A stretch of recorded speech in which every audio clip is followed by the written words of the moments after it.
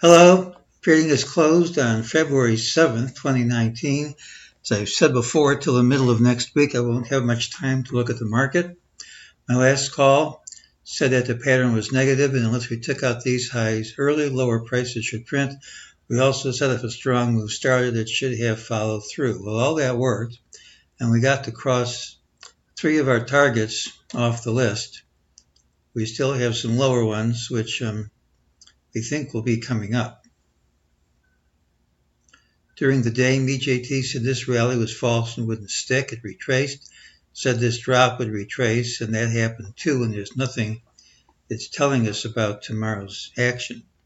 Tomorrow's trade is going to have an early low and a late high. Tends to be a positive day, rally into the close. If it is a negative day, almost always you're going to have a big drop early on, typically in the first 1 to 2 hours. And if you have a drop in the first 1 to 2 hours, the decline probably will last longer than the day.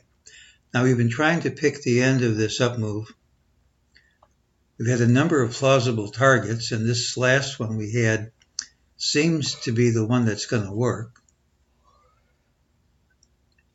Here was the justification we had for that high, but of course there were some other targets that worked too, and we said if we went higher, we could also explain it. So it would be nice to get confirmation of this drop. We have the island reversal.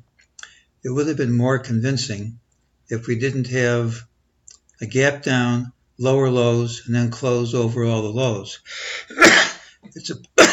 It's a positive pattern, actually.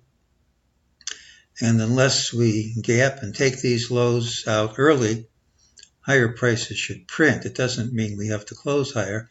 It means higher prices should print. But just as this drop wasn't impressive because it couldn't hold on to the lows, this rally isn't impressive because after rallying for hours, it couldn't close, it couldn't overtake the prior low. So this might all be for naught. It's impossible to be certain of the count at this point. But if this is the high and that's 1 and that's 2, we could be making wave 3 with a 5-wave structure, since this high, if this is wave 4, didn't intersect with the wave 2. But it's really too certain to be positive at this point. For tomorrow, we'll look for the pattern with the early low and the late high. If we don't take this out early, then higher prices should print. But if we drop early, and particularly if we do take this low out, I think that's confirmation that the end of this up leg is in and that much lower prices are coming. And that's today's call.